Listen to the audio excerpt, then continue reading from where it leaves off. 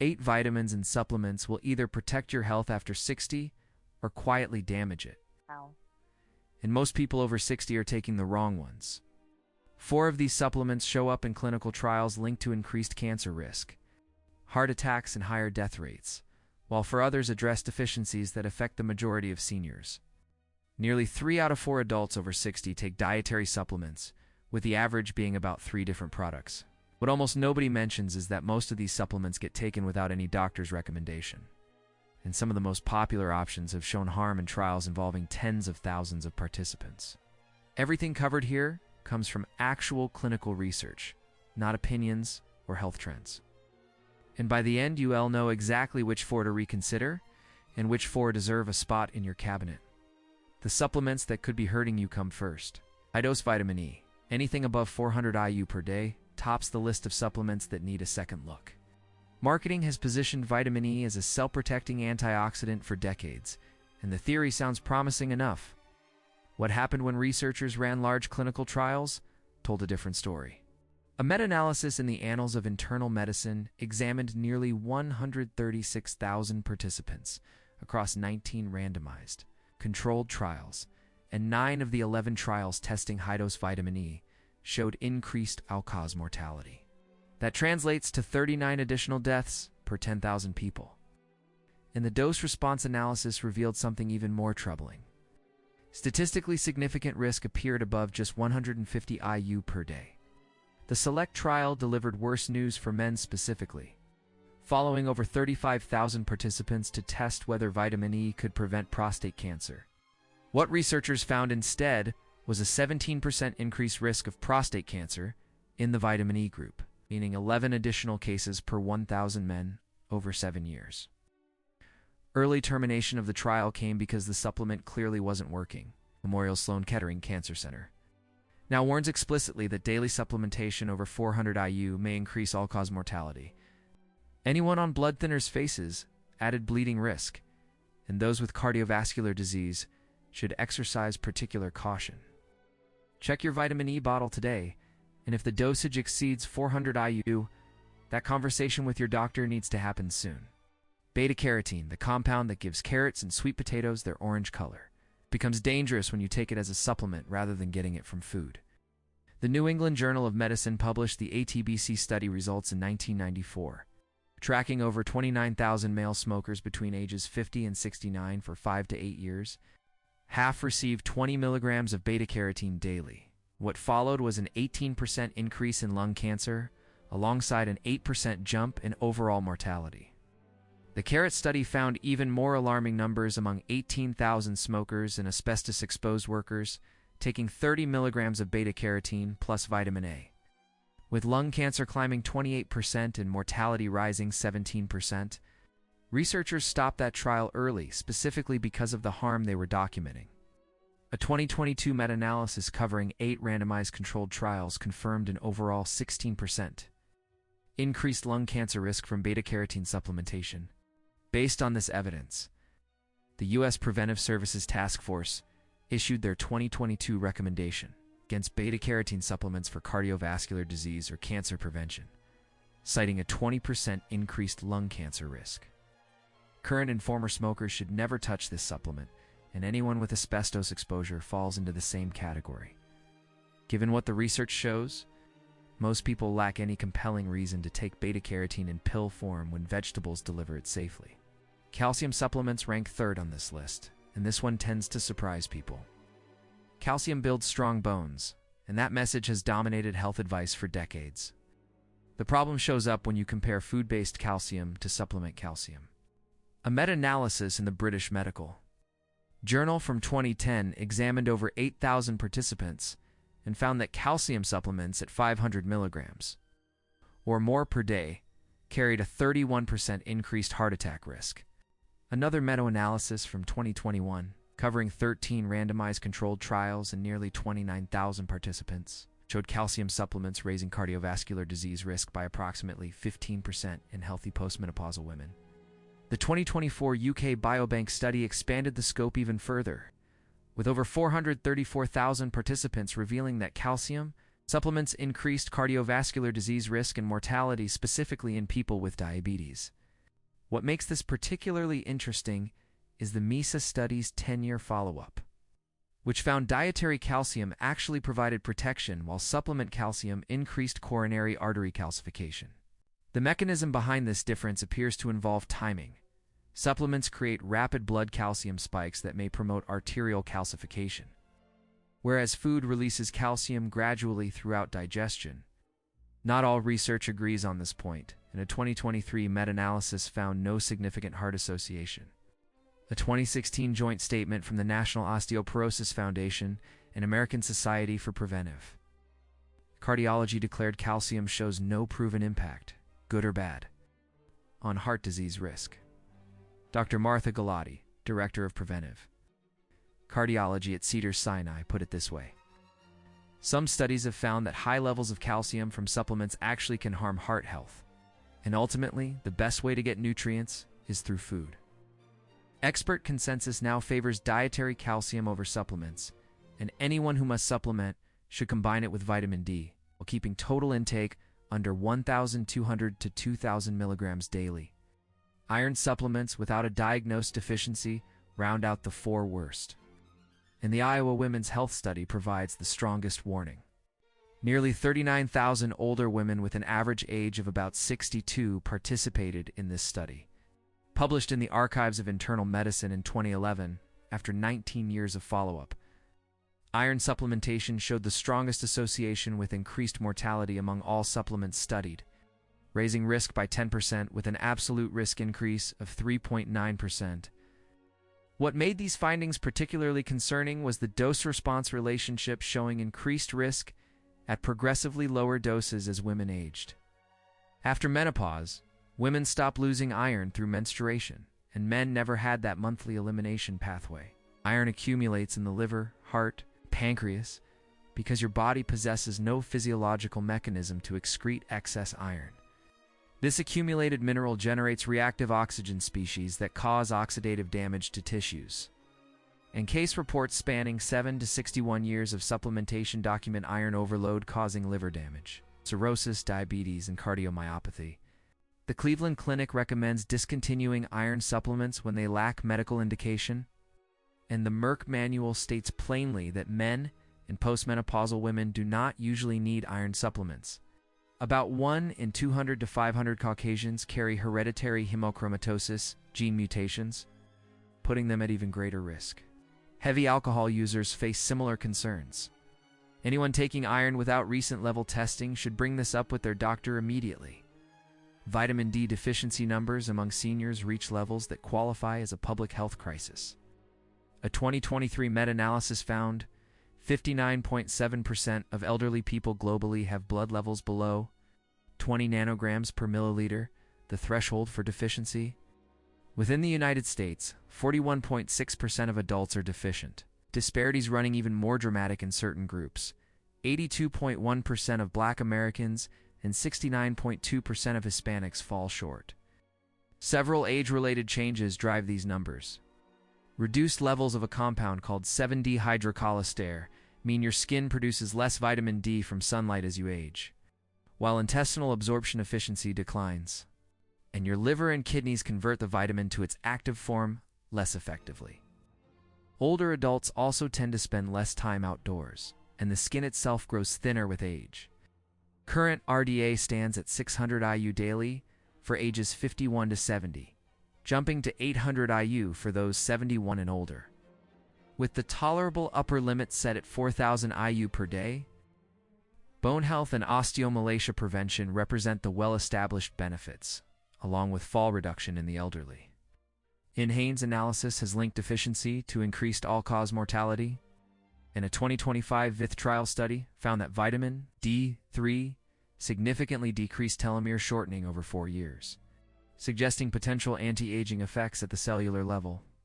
Dr. Rhonda Patrick has stated that approximately 70% of the U.S. population has inadequate vitamin D levels and that supplementation was associated with a 40% lower risk of dementia over a decade in a study of over 12,000 people.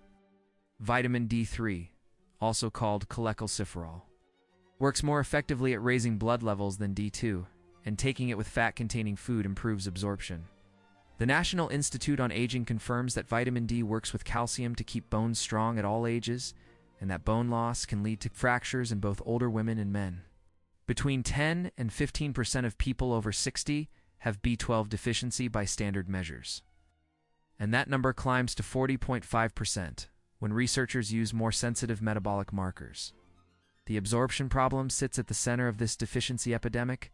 10 to 30% of elderly people cannot adequately absorb protein-bound B12 from foods due to atrophic gastritis, which reduces stomach acid and a protein called intrinsic factor that B12 absorption requires. Medications compound the issue dramatically. Proton pump inhibitors show up in 73.9% of geriatric acute care patients, and using them for more than 12 months increases B12 deficiency risk. Metformin raises the same risk with long-term use at doses of 2 grams or more per day, or after 3 or more years, and H2 blockers produce similar effects. Deficiency symptoms can devastate quality of life: megaloblastic anemia, numbness, and tingling in hands and feet. Balance problems, memory issues, confusion that mimics dementia, depression, and crushing fatigue. Neurological damage from B12 deficiency can become irreversible if treatment comes too late, which makes catching this deficiency early absolutely necessary. The RDA stands at 2.4 micrograms daily for adults over 51. But the NIH and Food and Nutrition Board offer specific guidance. Adults over 50 should obtain B12 primarily from fortified foods or supplements because the crystalline form bypasses the need for gastric acid during absorption.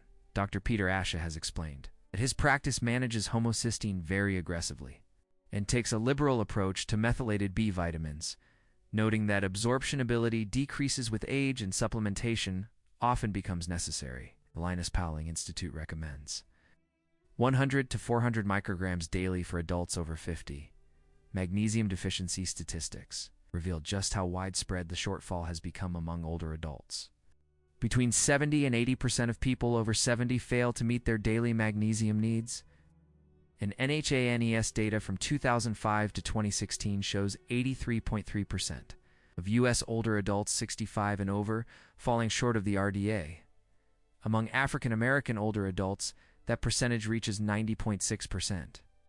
The Cleveland Clinic reports that more than half of U.S. adults don't get enough magnesium. Reduced dietary intake, decreased intestinal absorption efficiency with age, and increased kidney excretion all contribute to these numbers. Medications play their usual role as well. Thiazide and loop diuretics increase urinary magnesium loss. Long-term proton pump inhibitor use causes low magnesium levels, and metformin compounds the problem further. The RDA for adults 51 and older sits at 420 milligrams daily for men and 320 milligrams for women. Clinical benefits of adequate magnesium span an impressive range. Research shows a 57% lower risk of frailty with higher intake, a 48% reduction in slow gait speed, and modest blood pressure reduction of 2 to 4 points, systolic. Stroke risk decreases by 8% per 100 milligrams consumed daily. Type 2 diabetes risk drops by 15 to 23%, and dementia risk falls by 37% overall, with a 74% reduction specifically in vascular dementia. Not all magnesium forms absorb equally well. Citrate, lactate, aspartate, and chloride outperform oxide and sulfate. Dr. Andrew Huberman recommends magnesium threonate or glycinate specifically for older adults because these forms can cross the blood-brain barrier and potentially support sleep.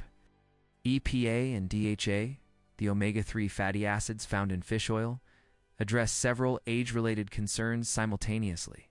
Anti-inflammatory properties become increasingly valuable as chronic low-grade inflammation, sometimes called inflammaging, builds with age.